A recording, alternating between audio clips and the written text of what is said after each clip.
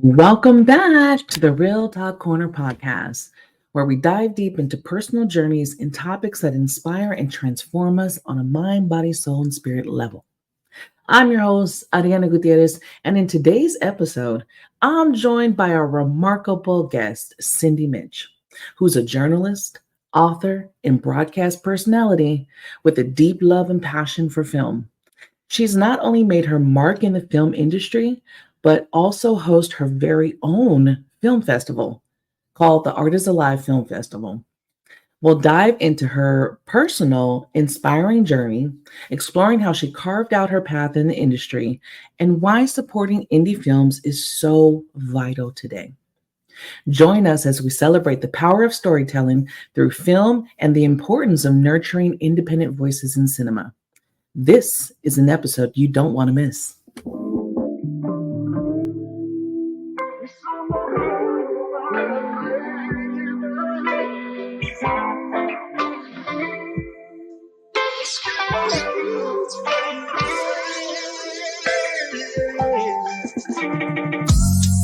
The Real Talk Corner.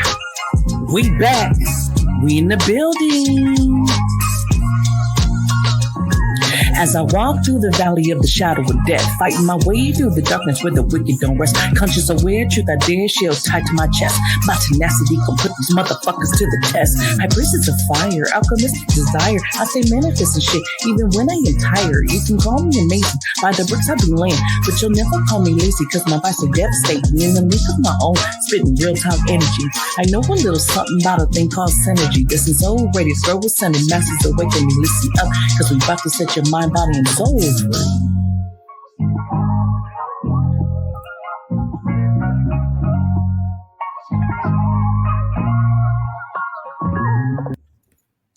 All right, welcome to another episode of the Real Talk Corner podcast.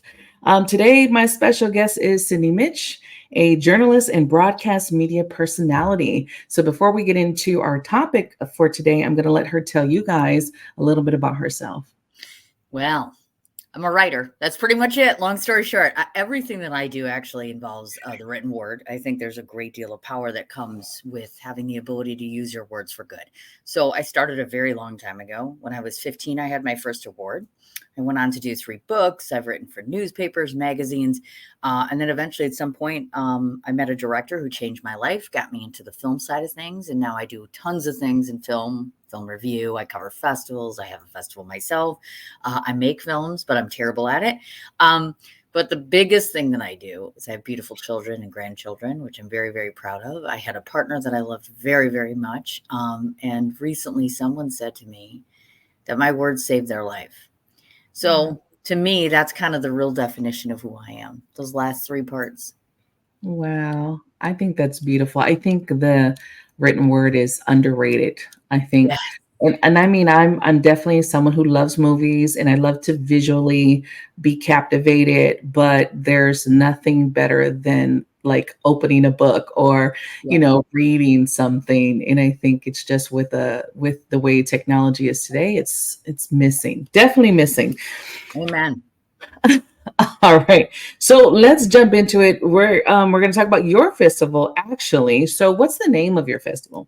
So it's called Art is Alive Film Festival. And I did that because after a bunch of different years of covering smaller festivals, and then I covered top tier like AFI, Sundance, Tribeca, you start noticing a trend, which is people can't help it. When there's a celebrity in the room, they gravitate to it. When they have a little pretty floral thing like this with a step and repeat, they want to stand on it and take about 100 pictures. And that's fine, except for the fact that I'm noticing it's taking away from the actual value of the festival. Filmmakers come to a festival to be seen, and the only way to do that is to make the film front and center. And that's what Art is Alive is all about. Not only through the screening, but also, of course, we have things like interviews and good Q&A panels and reviews.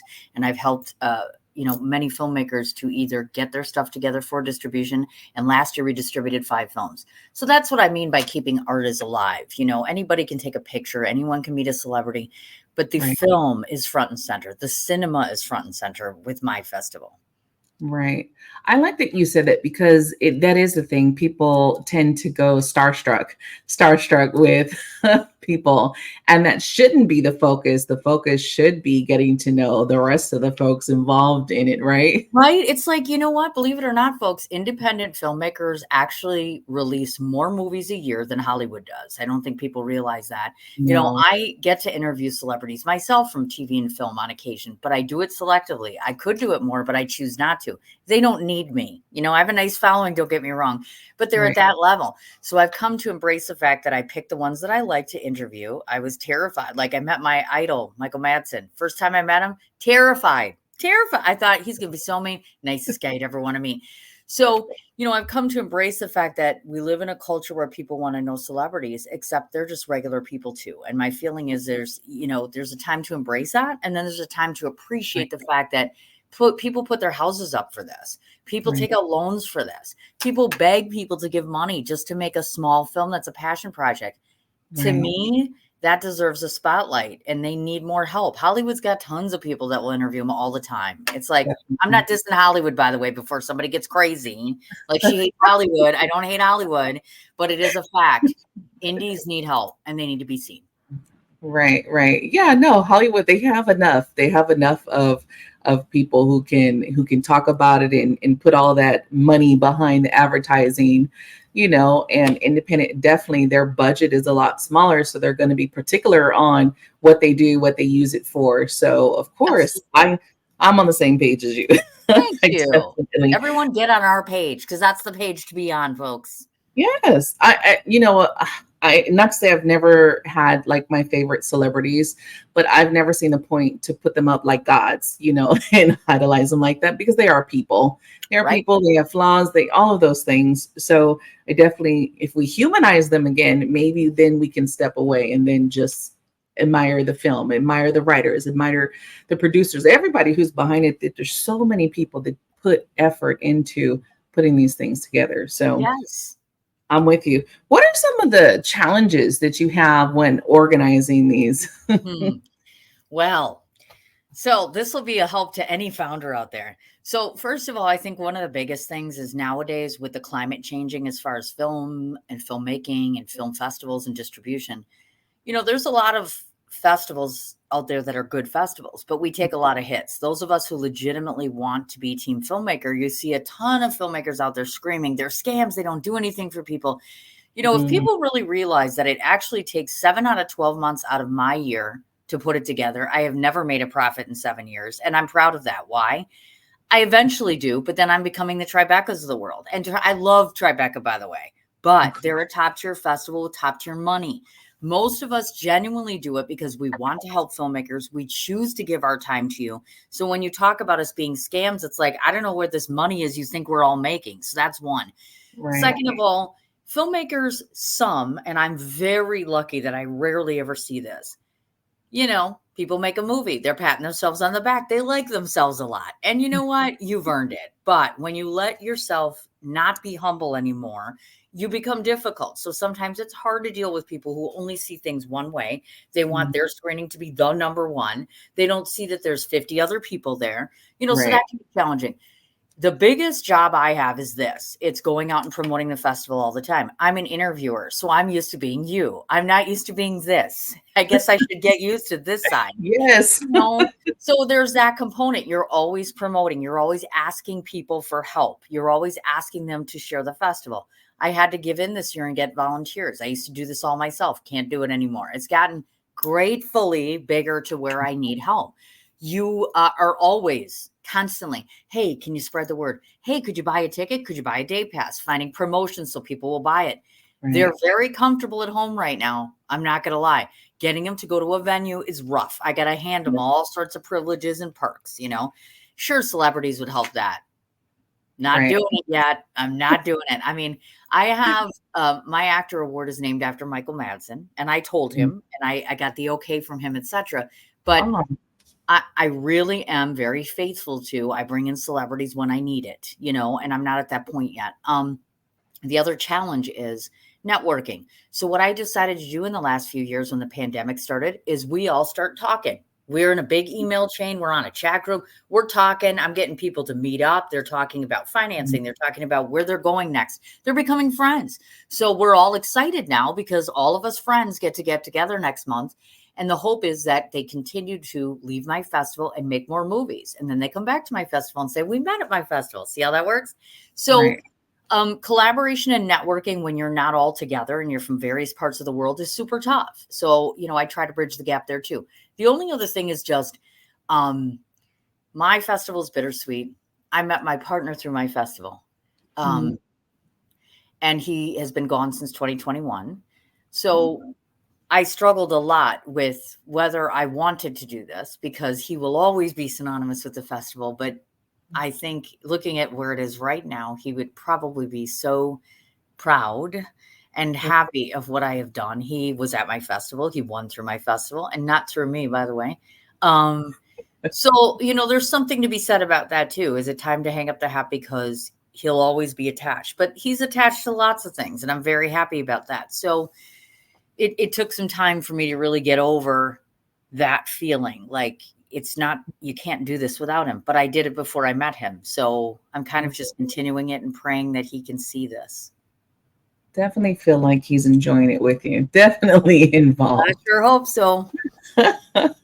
I could see how that would be hard because, anytime we're going through grief is that process, right? And everyone has their way of doing it. So I'm definitely glad you chose to keep going versus allow it to stop you and be that hindrance because you definitely can just feel that love and connection every time that you put it together, right? And so it Oh, keeps you a happy betcha. story. Oh, yeah, and I can hear him in my head. I mean, he used to nag me all the time. He's like, "You know what? If they don't appreciate you, stop it. If they're not doing this, Yeah, stop it." He was really good about that stuff. I've got, a lot of people who keep asking me, "Well, aren't you gonna?" He was an actor, so yeah, logically, people think I should name my actor award after him. No, it's Michael Madsen.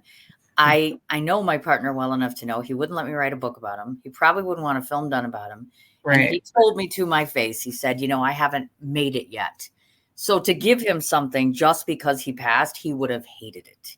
And I keep right. telling people, you don't get it. He doesn't want that. So I feel okay with that. I am screening him. I'll probably screen him every year until the festival is no more because I want people to see his work. He did 45 Right. films. So I'm like, you know what? You should see him. So Right. I'm giving him his props. I gave him my life. I think he probably got everything. So it's like, yeah, Yeah. I'm comfortable with that sort of thing. So yeah, we're just working on the grief thing one day at a time here. Yeah. I love it. I love it. So how do you select the films for your festival that you showcase? How do you go about that process? So my process is a little bit different. And again, I don't want to sound like I'm bashing, but because I cover these during the year, I can tell you flat out what happens. There's a lot of festivals out there. They get in because they have friends. Celebrities have friends, so they get in. People Mm. assume that because they have a relationship with someone, they get in. So I make that simple for them in mind. So anyone that I communicate with, or I'm friends with, or I've met before, or I've screened before, I screen their films and I do not judge them ever. Not at the start, not at the end. Now, there are situations as the founder where I have to pick a winner. Well, then you're kind of forced. But by and large, I'm hands off and I do that on purpose so that a filmmaker can walk away and say, I earned this on my own. It's not because I know her, it's because I earned it. Right. And I'm a Right. harsh critic. I mean, it's very tough to get past me. I've learned how to nitpick things almost too much sometimes, which is why I have 3 judges that pick accepted films, 3 that do nominations, and 3 that do wins. And they're all different. Could be male, Mhm. female, could be international. This year I had one that was a youth student that was learning and I'm tutoring.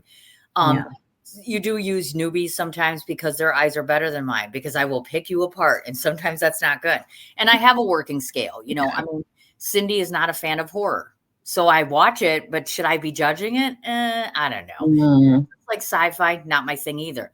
As a founder, I do because I know festivals sometimes don't even watch films they get. I do watch every single film. I read every single screenplay because I owe it to them to do that. And then logically speaking, the top 4 that we look for, in my opinion, is number 1, is it marketable? I mean, you could have a wonderful story, but is it going to appeal to 4 people? I mean, let's think about Right. that. I have to think about that as a founder and as a filmmaker. You need to think about it.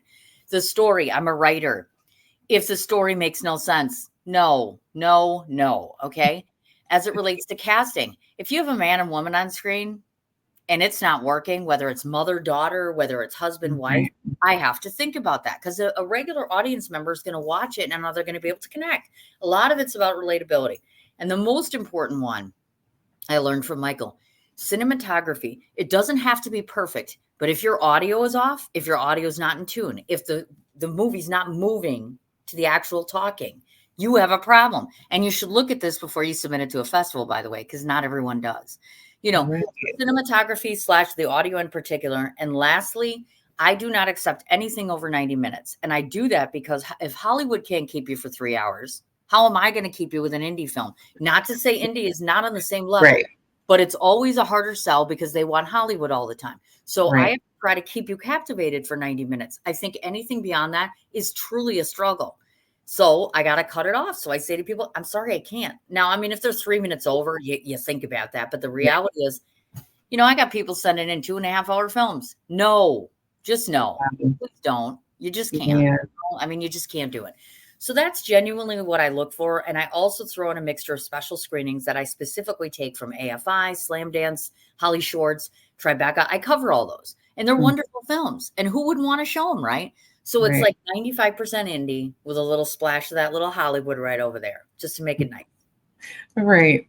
I absolutely think that anyone who's like submits to you is actually, it's a good thing because of your attention to detail Yeah, and the way that you look at you. It's not just you're being mean. You have this knack for it. You I do. specialize in it. You have a love for it and an appreciation. So they're, whatever they get constructive criticism back from you would be gold. And I think that they You would think definitely so. Yes, and I have 9 student projects this year. So I'm so proud. I have 9 youth filmmakers, some of which are premiering, and so I'm helping them to understand the business. I'm helping right. them what it means to have a premiere and all that good stuff. And I do try to be that detail oriented so that when they do the next film, they think about this and they're like, okay, fine. Now, ironically, I am the worst filmmaker in the world. So I am so better suited over here. I'm awful. Don't put me on a spot. I've done this 3 times. I don't belong there. Okay. I have Yeah. no patience. I don't like you mixing up my words. I don't like my Oh, script being changed. I don't like standing around for an hour and a half while you get your lighting done. So you see what I mean? I don't belong there. I only did it because he was handsome and I wanted to work with him. So I was like, of right. course I'm going to create projects for Michael, but no, don't put me on a set. Don't do it. It wouldn't be right. Right. I know that about myself now. I'm like, let's not anymore. Staying away. Right. Mm-mm. I think that that's just cool. Knowing your strengths, knowing it's gonna flow better if you stay to where I'm good here. I've tried that, done that, don't like it. Absolutely. Because You bet. like I said, a lot of people don't know the back end of what this is. If you're just watching a movie, it's going really quickly, but that's not the reality of how it's put together and bit by bit, piece by piece, and how everything. I love watching the extras and stuff. I miss DVDs. Okay, I miss DVDs Yes. And you'll where be you can on see all the the wall. extended, yeah, all the extended features and all of those things. I miss it because now you just, everything's streaming. You just watch it. You don't get to see any of the good stuff about how it's made, how it's created, all of that stuff. So I don't Yes. know. We might need to bring it back, but I said that to a filmmaker recently too, when we were talking about creative ways to distribute. I am the number one person who says to people, find yourself vending machines in hotels and other places, put your DVD in there, become the next Redbox. Because of yeah. course, did you hear Redbox is gone? I'm sad Well, about it's crazy. I've actually still seen it by some of the Walgreens where I'm at, and I always wonder, does anyone even rent these anymore? I do. I used to, but now they're Oh, bankrupt, and I'm like, maybe I should be the new Netflix or the Netflix Redbox. Maybe I should be like, we're doing it. right. We're taking our indie films everywhere. I'd have to beg Right. even more than I do now, but hey, it's a dream, right? If people can do it there, we could do it here. Just saying. I don't see why. I think, with all of these things and technology, how it changes, I think there's a lot that gets, of course, taken away. And then a lot of us are like, wait a minute, we're missing all of the good stuff. We're Yes. missing all of this stuff. We miss this. So I think it'll have its comeback at some point because it's like, wait a minute, you guys, the younger generations, like, you guys have no idea. you're just lost in the sauce. I don't know if there's any hope for them, but Yep. do you have like a memorable moment that just stands out or a highlight from a particular festival that just stands out to you? Well, I'll give you the nostalgic corny answer first, which is every single minute that he was there. I Mm, mean, that goes without saying, right? And he was only, yeah, that will always be that moment, every single moment. But as far as my festival, I would have to say the very first year I had a woman who was in a film. Her name was Mila Hudson. She's an actress. And what I did not know at the time when they scheduled the screening was that a few days prior to that, she took her own life. And I went to the filmmaker and I was like, "Well, what do you want to do? Because this is an incredibly delicate situation." So they allowed me to screen it and we were able to talk about it and do a tribute. And I got to know her parents. And I think one of the most memorable moments was seeing her dad at the festival and having him talk about his daughter. She is now my Best Actress Award. So it is named after her. That's to keep her alive. I'm very big on keeping things alive. Art is alive, Michael alive, people that have passed on. I think that was a very memorable moment. In the years that I wanted to quit, you get to the award ceremony and they're all like, please, they're asking you not to stop because you are a service to them.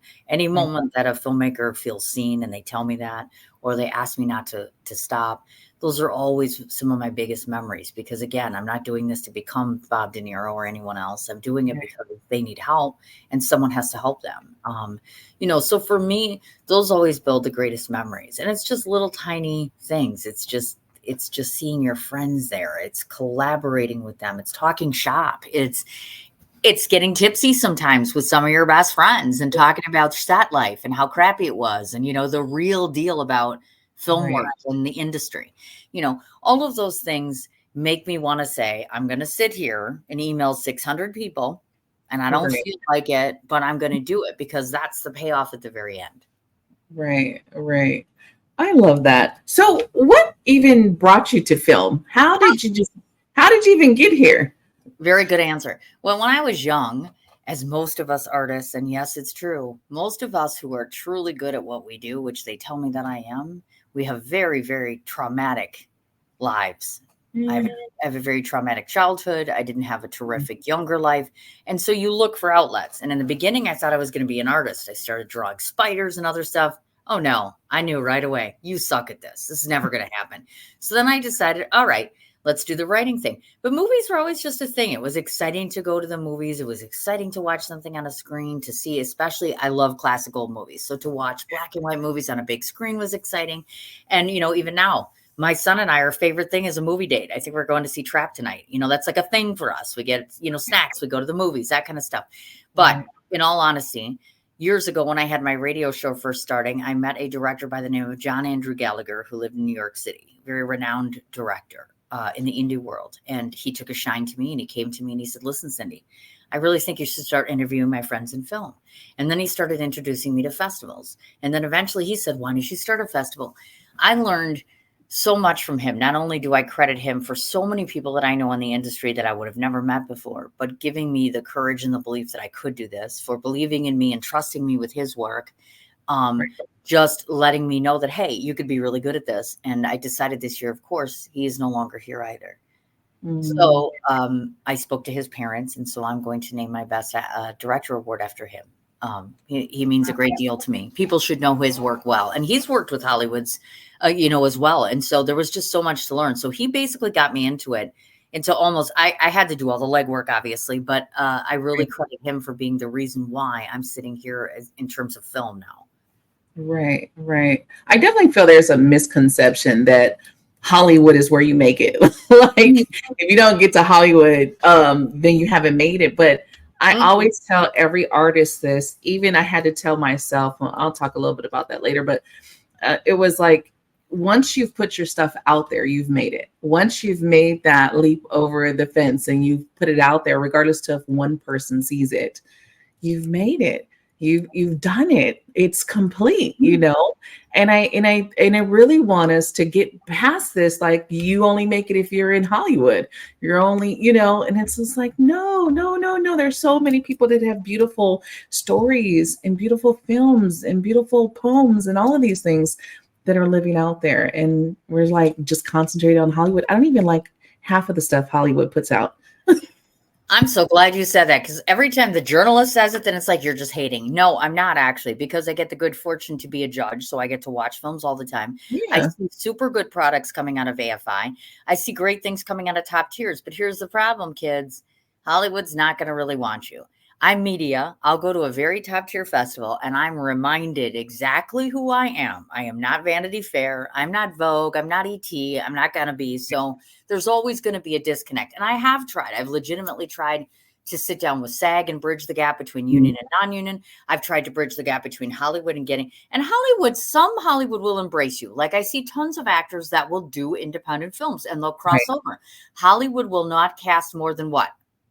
1,000 Hollywood actors. You see the No. same people over and Same over. people over That's and why, hey, Josh Hartnett, if you ever see this, bonus points to you, pal. You stepped away, you were gone. Now you're coming back. Look at him. He's right, on fire. He's in 3 films right now. right. Ryan Reynolds will always, well, Ryan Reynolds creates. So, he doesn't even need to be cast anymore. But the reality is, we all know it's the same people. And let's face it, Mhm. why do they get all that money to make films that, what's the last good film you've seen in a theater that was a Hollywood movie? Yeah, I can't name them. Sucks. I hate to say it because I love Hollywood. I love certain actors, but it's just like, come on, you got to do better. You just need to do better with the money you have, or give it to the indie world and then you be part of the indie world. That's what I think should happen. Right. But they're not listening to me. They're being difficult. So It's got like to keep switch trying. it up. I Right. mean, sometimes I love Ryan Reynolds, but there's only so much I can watch with him. There's only so much I can watch before I feel like I'm watching the same person. He's a great in what he does, but it's kind of the same. And I'm like, I don't really like that. I really love the people who can switch. They can be different people and they can embody the different characters. And there's Huh. not a lot they So can do. maybe Ryan Reynolds, if you're listening to this, play a bad guy. Because Deadpool's kind of a bad guy, but not really But it because it's a has good the movie. funny, yeah, it has the funny, his spiel, like I what feel he like does. you need to do a Ryan Reynolds movie where he's really bad and Blake Lively's on the other end of that. I feel like because they're so cute together, right? It's They like, are. let's see that. Let's do it. I feel like They I are. want to just do that. Let's take up Ryan Reynolds and be like, dude, I got a new idea for you. Where he's like completely crazy and bad, Right? and you're like, whoa, wait a minute, this is different, right? Yes. And yeah, that's why I'm not a big Hollywood fan on movies because the people tend to play the same people I no matter agree. what the movie is. And Right. I'm not spending that money at the movies to watch half of this stuff. I stopped going. So that's just my opinion. You guys don't come for me, okay? We love Deadpool. We love We love Deadpool. you, Ryan. We do. How do you see the role of film even staying alive or evolving with this digital age? So 3 different things. I think that it's important that those of us who are in the film community push as much as humanly possible to get people out there.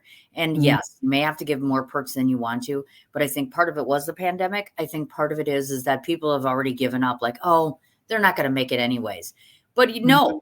if we all had that philosophy, films would never get made. People don't really realize what it takes to make a film, whether you're on either side of this fence.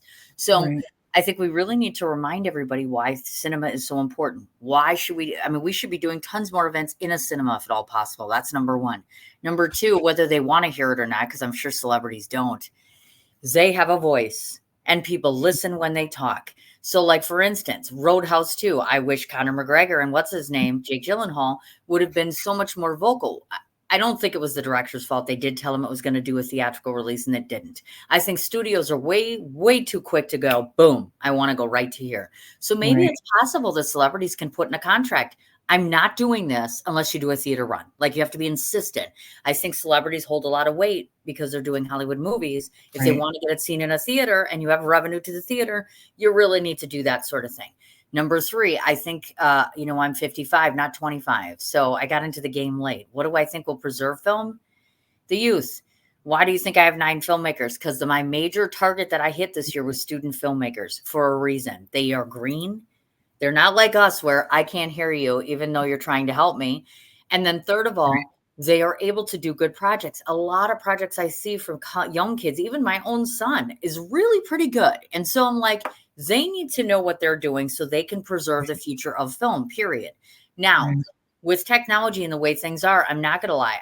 I might be naive, but I think people are on to the Tubies of the world and the Netflix of the world, and they're looking and they're saying, you're not giving us good content anymore. And they're getting bored and they're looking for something else. Yeah. So maybe there's a way where we can revolutionize the drive-in theater. We can revolutionize how we do the small independent theaters, do more events there that maybe have just some tie to film, or insist on just the more they get in the room, the more promos you give them, the more willing they are to get out there. It's that simple. I'm not willing to just be like, oh, well, we're all going to have to sit here and watch Horizon on Amazon. No. And let's face it, some of these companies aren't ethical either. And I could go on all day about that. So that's another thing. I'm like, a good old movie theater is just that. It's a place to get together with your girlfriends, go on a date with your kids, whatever. It's to get away from, I don't know if you've noticed, the world's not so pretty right now. Right. To get away from those sorts of things and to enjoy the art of another person. And at the very bare minimum, we used to live in a world where people wanted to support artists of all kinds. And now it's kind of like, you're kind of on your own, and it shouldn't be like that. So I'm not willing to give up yet. I think there's still hope for theaters. I think there's still hope that people will actually get up and out of their seats if you give them something they really want, even if that includes making celebrities more visible to them, because they seem to flock. Right. Ryan Reynolds has got the new movie. We got to run there. I love you, Ryan, by the way. Please don't hate us. But you know what I'm saying? It's a combination of those factors. Exactly. I was watching the old Twister, because I know the new Twister is out. I was watching the old one because I was like, I don't really care for remakes, you guys. I'm going to be honest. I don't really care for remakes. I'm one of those people. I'm like, you're going to mess up the movie. But I watched the old one just before I watched the new one. So I was watching it and I was like, wow, they have the scene in there where they're at the drive-in. And it's just like, wow, I remember when that was a thing. I remember when we did that. Like, what happened to that?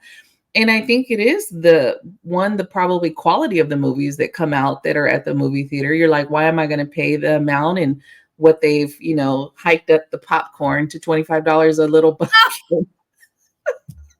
You're like, why am I going to do that when I can do it home? But I mean, from Netflix to HBO to all of these places, you turn them on and there's barely anything to watch. Or they've pushed the binge watching on these series. So you have 8 episodes and you're binge watching. That's what, 12 hours of your life probably that you just sat and binge watched. And it's just like, I like what you're talking about getting back out there and the mingling and the socializing with people, because I feel like, yes, COVID came in and it was supposed to change the game and have everyone kind of, I think, relook at their lives for a lot of different reasons. But we're missing that now. We're so disconnected that we're missing that. People are afraid to go outside. And I know there's a lot of craziness out there. I know there's a lot of things going on. But then we kind of, if we stay in that fear, then we kind of feed it. We feed it and we just stay in the house. And I'm someone who works from home. I like getting out of the house. Amen. So do I. I'm like, I have to get out of this house before it'll drive you crazy. And getting out will actually make you feel, but it's a proven fact, mentally speaking, going for a walk, getting out. It's not only good for you, but not only that, you are being introduced to a new format. Even if it's experimental film or something you've never seen before, you're learning something new and you're having fun. And it's still reasonably priced. I won't lie. I don't like paying $15 for a movie ticket, but it is what it is. Let's face it. If I go out and do something else, I'm going to probably spend more money anyways. You could buy 2 drinks for that nowadays. It's like, come on, quit having the alcohol. You can have the alcohol at the theater if you really need to have it.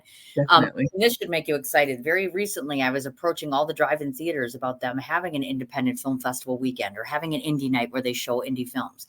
I'm on public access TV. I'm talking to each of the networks that I'm on and saying to them, hey, why don't we have a night or two where we just show independent films on public access TV?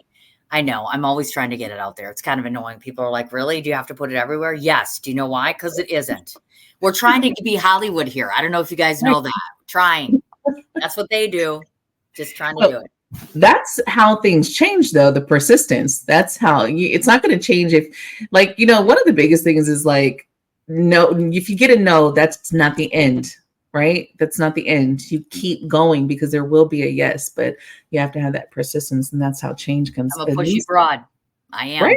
You have to be. You have to be, especially I feel like in this type of business where you can get so sidetracking, you can get so discouraged real quickly, but the persistence of change will come because, again, like we're talking about, Everyone is going to be in the same part of, you've watched the same crap, the same stuff. There's not enough on there on these streaming. You're tired of being in your home. You're tired of looking at the same crap, and people are going to want different. They're going to want something different. So you're already pushing those envelopes like, hey, open the door, let us in. Working on it.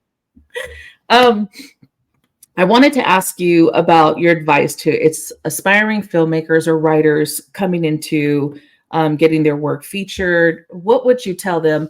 For myself, looking at it, I have written some things and I got discouraged. So I know it how it can be. You get discouraged of your work. You're like, maybe not enough people are seeing it. How do I get my stuff out there? How do I get noticed? So what would you say to them coming up? Well, I would say that some of us, even in this interview, I hope that some people see as a member of the media and as a writer myself, it's very clear that I see many people. I choose to use my magazine to publish newbies a lot. I try very hard to influence and impress upon people how important it is that we need you, even though you're not seen.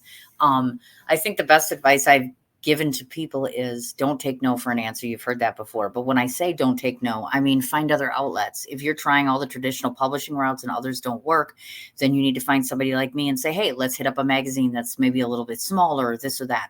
So discouragement is easy to get. However, part of it is where you put yourself. I've noticed that when I surround myself with tons of people that have nothing positive to say, it isn't going to help me feel any better about what I'm doing. So you have to kind of center yourself around like minds. You have to be around people that are educated in their own field. You also have to learn, and I'm terrible at this, you have to ask for help. And I'm not good at it at all. But I do find that at a certain point, if you're not getting somewhere and you're spinning your wheels for months on end, you have to go outside of your wheelhouse. You know, that's important. For anybody, whether it's writing, film, or otherwise, if you want to be seen, you better have best friends who are publicists, people in the media, people on television, people with influence. Now, I'm not huge on influencers, so I am not a fan of pay to play. I'm not a fan of people having to go run out and spend thousands of money on a campaign. Most of you can't even afford it. Okay, that's unrealistic. So there are people that are influenced, you know, people that people follow. You know, people say that people listen to me all the time, and gosh, I'm lucky for that. But I'm also very open and real and raw. I do not lie about products. I don't puff things.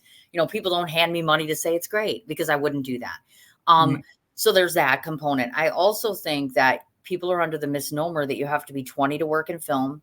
No, you can be an actor and be 50 or 60 if you want, even 70 if you choose. You can start writing at 40. You could start, period. The point is you need to start. Do you know how many times I hear, I'd really like to be in film? We'll do it. I want to write a book. We'll go ahead and do it. Even if there's 100 people that see it. And I know that that doesn't sound like a lot. But in the grand scheme of things, you're touching 100 people. Now, when you look at it that way, it doesn't sound very small anymore. You know, I would also say on the film side of things, I can't stress this enough. Do I think film school is great? Sure. But don't be prepared to learn anything about the business because they don't do that. They don't teach you sales and marketing. They don't teach you about distribution. So you better learn it. I think it's ideal that any person who wants to be a director, you better learn everything on that set. You have to write, you have to gaff, you have to produce, you have to act. And you don't have to be perfect. But the best education you're ever going to get is to get on a set because you're learning everything. And then when you're broke and you got to make another film, I can do everything. See how that works? You have to be of the mindset of it's me and my goals and how am I going to attain them? And it doesn't, that's what Johnny taught me, as long as you get it done. If it takes 10 years, it takes 10 years. The actors don't like that, but you know, do what you can do in the time you can do it in. And, you know, don't get discouraged if it's taking forever. It does take forever. Okay. I mean, sometimes that's just how it works. But I would definitely say hold to those philosophies and, you know, reach out to people like myself and others who are willing to say, I'm going to sit down and talk to you about this, or I'm invested and I want to know more. There are people like us that are willing to embrace that sort of thing and say, yeah, I'll make time for that because I want to. But yeah, under no circumstances is no in your vocabulary, or I can't, or I won't, or I'm giving up, or this is ridiculous. No. I hate to say it, but you have to be positive. And the number one thing, which I'm a total hypocrite, I'm going to tell you to do this, and I cannot. I've been told by many writers, it's incredibly therapeutic, whether you're on film or writing, to write about things that are incredibly painful to you. Because it makes not only for good art, you're turning something traumatic into good art, but it's therapeutic for you, mentally speaking and otherwise. You know, I've considered greatly about doing a film about us. Uh, but it's just so close. So I can't write to him, and I can't do anything anymore like that. I've done lots of things about him, but Right. we're working our way to that. But no, I've been told that's incredibly therapeutic for doing something like that, using it for good to create art so that's not everything is a negative about it. Right. It is true. I have a book I've been writing. I stopped writing it, took a break. That it's about when I lost my first daughter to sudden infant death. So I put it in a story. And that part of writing the what happened and kind of reliving it was a lot, very painful. But yes, you release so much going through it. You think like, wow, this is kind of scary and maybe I need a break. You take a break from it, come back, but you actually are working through a lot of things that maybe you couldn't do in therapy or you couldn't do with other people. So I agree with you on that. It's been rough to write it. I will not say it's been an easy process because like I said, every, grief is grief and we all work through it our different ways, but it's definitely something that can assist. It can help in so many ways. And so one day I'll finish it, but I do agree. You can use it. And I think you're putting your heart and soul into it as well. And I think that's going to be felt on another level. Yeah. That's why we watch stuff and read stuff, right? It's because we get sucked in and our heartstrings get pulled. Oh yeah, lots of crying, whole lot of crying. Oh my gosh. Beautiful. Well, I thank you for coming on here with me. I am going to have your links, whatever links you give me, I'll put them in the description so they can go follow you or contact you, reach out to Cindy. If you have a particular link for the festival, definitely send it to me so I can put it in the description. So no matter where you're listening or watching this, you'll be able to go look it up. Okay. But I love it. I think we definitely should do more promoting on this. I'm doing it. Okay. I mean, when it's all said and done, I think I'll have done 20 different shows. So I'm like, between that and the online promotion and everything, most Right. people know who I am by now. So I'm like, it's easier in New York. It's just all the other states. I'm working Yeah. on everybody else now. Yeah, definitely. And I'm in this like little state, but I did so many years in Florida. So most people who watch me are all over actually. Gotcha. My social medias, I'm not going to say there's any one state that watches me. They're all over. So Nice. yeah. We have people even in different countries. I have different viewers and listeners in different countries, which is pretty cool. It is very cool. Yeah, yeah. So everyone will get, So your festivals are here in the States because again, we do have people who watch and listen from out of the country. So Art is Alive is based in New York City. I did that to start with. I don't think I'm going to move from there. However, it's always a virtual component. So typically anybody can go. It's everywhere. So we use Vimeo to screen the films because it's better quality. And then it kicks over to Zoom. So you're literally able to go to any screening. You're able to go to the 2 panels. You're able to see almost everything that we see at the festival, including, I think, the award ceremony. I'm not sure yet. But yeah, everything is visible to anyone. Oh, wow. There you go. So no matter where you're at, you can be a part of this. Be with Cindy. Definitely. All right. Once again, thank you so much for coming on. You guys go check her out. Go check out. We definitely want to keep film alive. And those of you inspired or aspiring to do these things, I think we all just got a breath of fresh air to get out of our own way. I'm trying to spread that message. So yeah, please listen. Definitely. All right, you guys, until next time, bye. Bye.